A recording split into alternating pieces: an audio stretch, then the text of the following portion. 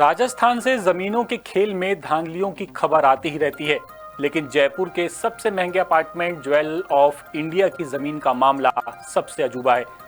भ्रष्टाचार की बुनियाद पर खड़े इस अपार्टमेंट को लेकर प्रदेश की बीजेपी या कांग्रेस सरकार के बहुत सारे सत्ताधीश और जयपुर विकास प्राधिकरण आयुक्त की भूमिका सवालों में है।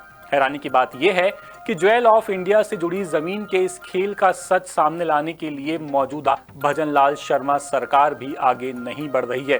अगर जेडीए के तत्कालीन विधि निदेशक दिनेश गुप्ता की राय को माना जाए तो इस मामले की ईडी या सीबीआई जैसी एजेंसी से जांच होनी चाहिए।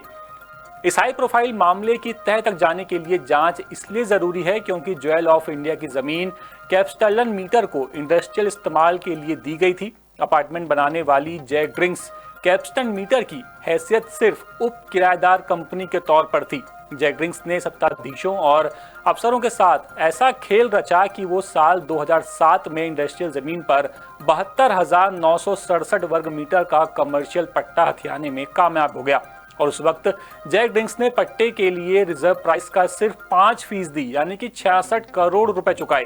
और ये सब कैसे हुआ, ये बता रहे हैं जयपुर से हमारे संवाददाता मुकेश शर्मा।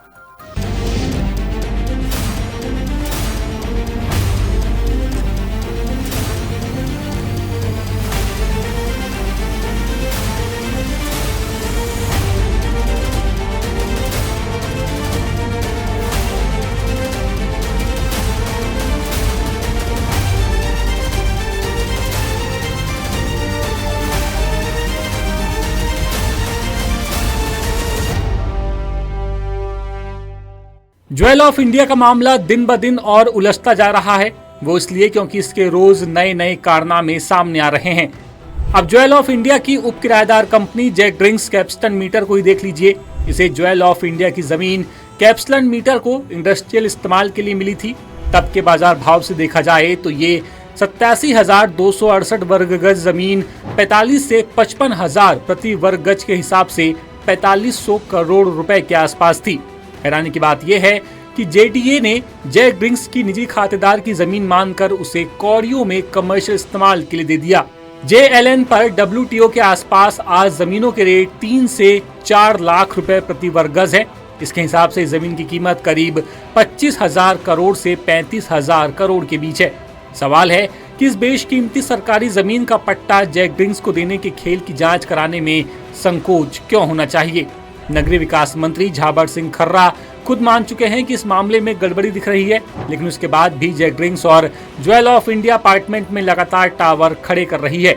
अपार्टमेंट की developer company Sun City private limited को रेरा से दूसरे फेज की परमिशन भी मिल चुकी है। रेरा से पास हुए प्रस्तावों के मुताबिक सनसिटी 11 अगस्त 2026 तक दूसरे फेज के निर्माण को पूरा करेगी। इस फेज में 265 फ्लैट बनाए जाएंगे और प्रोजेक्ट का एरिया 24,911 वर्ग मीटर होगा। इसके पहले वो 34,670 वर्ग मीटर पर अपना पहला फेज पूरा कर चुकी है। अपार्टमेंट में 25 से ज्यादा आईएएस और आईपीएस अफसरों के फ्लैट हैं। जेडीए के एक अधिकारी का कहना है कि अगर ज्वेल ऑफ इंडिया के अपार्टमेंट के लिए मिले पट्टे की जांच होती है तो सबसे पहले दूसरे फेज के निर्माण को रोकना होगा। अब बड़ा सवाल यहाँ यह है कि जैक ड्रिंक्स को निजी खातेदार कैसे माना गया। सरकार ने जैक ड्रिंक्स को गांव झालाना डूंगर के खसरा नंबर 180, 181, 184 और 186 की जमीन का इस्तेमाल व्यवसायिक करने और पट्टा देने के आदेश दिए थे। जेडीए ने 1 जुलाई 2008 को जारी पट्टे में जैक ड्रिंक्स को उन जमीनों का निजी खातेदार माना है। सवाल है कि जैक ड्रिंक्स को ये जमीन कैप्स्टन मीटर से सबलीज पर मिली थी और अवाप्ति से मुक्ति के बाद सरकार ने इंडस्ट्री लगाने के लिए दी थी, तो सरकार और जेडीए ने जैक ड्रिंक्स को जमीन का निजी खातेदार कैसे मान लिया। जेडीए ने जैक ड्रिंक्स को जमीन का कमर्शियल पट्टा दे दिया। पट्टे की शर्त के मुताबिक जमीन पर सिर्फ व्यावसायिक निर्माण ही हो सकता है, तो फिर जेडीए और रेरा ने ज्वेल ऑफ इंडिया के नाम से फ्लैट बनाने की परमिशन कैसे दे दी। सरकार के आदेश और पट्टे में कहीं भी जमीन का इस्तेमाल मिक्स यानी कि आवासीय और व्यावसायिक दोनों करना नहीं लिखा है, तो फिर अफसरों ने फ्लैट के नक्शे कैसे पास किए। इस मामले को लेकर दास सूत्र ने जेडीए अधिकारियों से पूछा तो उन्होंने इस बारे में कुछ भी कहने से इनकार कर दिया। बता दें कि जैक ड्रिंक्स ने पूर्व सीएम वसुंधरा राजे के पहले कार्यकाल में 2006 में जमीन का इस्तेमाल बदलने और कमर्शियल पट्टा लेने के लिए आवेदन दिया था। इस दौरान प्रताप सिंह सिंघवी नगरीय विकास मंत्री थे। पूर्व IAS जगदीश चंद्रा और DB गुप्ता JDC रहे। DB गुप्ता के JDC रहते हुए सरकार ने जैक ड्रिंक्स को आवासीय की आरक्षित रेट के मात्र 5% रेट पर कमर्शियल पट्टा देने का फैसला किया। हालांकि पट्टा जारी होने की तारीख 1 जुलाई 2008 को एक दिन पहले DB गुप्ता का ट्रांसफर हो गया और अशोक जैन JDC बन गए। JDA ने तत्कालीन विधि निदेशक से लिखा कि प्रकरण से संबंधित पूरी जमीन की फाइल 2001 में ही गायब हो गई। इस दौरान IAS NC गोयल JDC थे। JDA ने जैसे तैसे करके फाइल को दोबारा बनवा लिया, लेकिन मूल फाइल गायब होने की FIR आज तक दर्ज नहीं करवाई। अब आपको उन JDC अधिकारियों के नाम बताते हैं जो इस मामले में कुछ नहीं कर पाए। जयपुर विकास प्राधिकरण का गठन अगस्त 1982 में हुआ। 1982 से लेकर अब तक कुल 39 IAS JDC रह चुके हैं। इनमें Satish Kumar, VBL Mathur, KK Bhatnagar, BS Minhas, MD कोरानी, धर्म Singh Meena, Hanuman Prasad, PN Bhandari, IAS कावड़िया, TR Verma, KL Meena, VS Singh, Rajeev Maharshi, SN Thanvi, RK Meena, NC Goyal, GS Sandhu, Dinesh Kumar Goyal, Usha Sharma, doctor Lalit K Pawar, Jagdish Chandra, DB Gupta, Ashok Jain, Umesh Kumar, Sudhansh Pant, Kuldeep Ranka, Abhay Kumar, Shikhar Agarwal, Vaibhav Galaria, T Ravikant, Gaurav Goyal, Ravi Jain, doctor Jogaram, Manju Rajpal और आनंदी शामिल हैं। इनमें से कई अफसर 2 बार भी JDC रहे हैं, लेकिन कोई भी अधिकारी इस मामले का सच सामने नहीं ला पाया। तत्कालीन मोहनलाल सुखाड़िया सरकार ने जयपुर में औद्योगिक गतिविधियां बढ़ाने के लिए साल 1962 में मिले प्रस्ताव पर विचार करते हुए 1965 में कैप्स्टन मीटर को कारखाना लगाने के लिए कुल 205 बीघा 8 बिस्वा जमीन लीज पर दी। आवंटन की शर्त और कानून के मुताबिक 2 साल में फैक्ट्री बनकर शुरू होनी थी। ऐसा न होने पर सरकार जमीन वापस ले लेती। कंपनी ने 1967 में अपने लेवल पर प्लान बदलकर परिवार की दूसरी कंपनी जैक ड्रिंक्स को 30 एकड़ यानी कि 52.5 बीघा जमीन सब लीज पर दे दी। तब तक कोई कारखाना जमीन पर नहीं लगा। इस बीच सुखाड़िया सरकार ने 1969 में प्लान बदल दिया और बजाज नगर से लेकर सांगानेर एयरपोर्ट तक करीब 467 बीघा जमीन के लिए अवाप्त कर ली। इस अवाप्ति में कैप्स्टन मीटर और जैक ड्रिंक्स वाली जमीन भी अवाप्त हो गई। तत्कालीन हरिदेव जोशी सरकार के वक्त 1986 और 1987 तक कैप्स्टन मीटर और जैक ड्रिंक्स को लीज पर दी गई जमीन अवाप्ति से मुक्त कर दी गई। कानूनी तौर पर इस जमीन को अवाप्त करने की जरूरत नहीं थी, क्योंकि ये जमीन तो सरकारी ही थी और सरकार को सिर्फ कैप्स्टन मीटर की लीज रद्द करनी थी।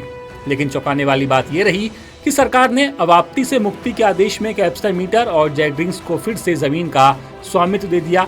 जब ये काम हुआ उस दौरान 10 मई 1984 से 4 जून 1986 तक KK भटनागर और 13 जून 1986 से 23 जून 1988 तक BS मिन्हास JDA आयुक्त रहे। इसके बाद अब तक 39 JDC रह चुके हैं, लेकिन किसी ने भी सरकारी जमीन को दोबारा सरकार के कब्जे में लेने के लिए कदम नहीं बढ़ाए। अवाप्ति से मुक्त करने के साथ ही जमीन की बंटरवार का खेल शुरू हुआ। ये इस हद तक हुआ कि सरकार ने सभी नियम कायदों को ताक पर रखकर बेशर्मी से सरकारी जमीन का मालिक कैप्स्टन और जैक ड्रिंक्स को मान लिया। नगरीय विकास एवं आवासन विभाग के 14 अप्रैल 1986 के अवाप्ति से मुक्ति के अजीबोगरीब आदेश में 7.5 एकड़ जमीन अस्पताल बनाने के लिए और 20 एकड़ जमीन JDA को दान में दे दी गई। सवाल यही था कि अफसरों ने सरकार की जमीन ही सरकार के खाते में दान में लिख दी। आदेश के मुताबिक JDA 20 एकड़ जमीन पर भूखंड विकसित करने नीलामी से बेचेगा। विकास कार्य पर हुआ खर्च घटाकर बाकी पैसा चिकित्सा विभाग को देगा। 1 मई 1986 को जारी आदेश में 20 एकड़ सेकेंडरी स्कूल के लिए 5 एकड़ अस्पताल, 5 एकड़ वृद्धाश्रम, 18 एकड़ जैक ड्रिंक्स की फैक्ट्री के लिए और 12 एकड़ कैप्स्टन मीटर की फैक्ट्री के लिए रखे गए। 7 दिसंबर 1987 के आदेश से 15 एकड़ जमीन चैरिटेबल ट्रस्ट को दान में देना तय हुआ। ट्रस्ट को आधी जमीन बेचकर बाकी आधी जमीन पर बच्चों के लिए अनाथालय और ट्रेनिंग सेंटर बनाना तय किया गया। आधी जमीन बेचने के लिए चैरिटेबल ट्रस्ट को JDA और राज्य सरकार के एक प्रतिनिधि को शामिल करने के लिए कमेटी बनानी थी। इस जमीन पर अस्पताल और जमीन तो बने, पर जैक ड्रिंक्स का बॉटलिंग प्लांट भी चलता रहा, लेकिन कैप्स्टन मीटर की फैक्ट्री कभी लगी ही नहीं। और ये सब जैसे हुआ है उसे देखकर तो ये लगता भी नहीं है कि कैप्स्टन मीटर की फैक्ट्री यहाँ लगेगी भी। लेटेस्ट, इन्वेस्टिगेटिव और इन डेप्थ खबरें देखने के लिए ज्वाइन कीजिए द सूत्र का व्हाट्सएप चैनल, सब्सक्राइब कीजिए यूट्यूब चैनल, लाइक कीजिए फेसबुक पेज और पढ़ते रहिए वेबसाइट www.dasudr.com।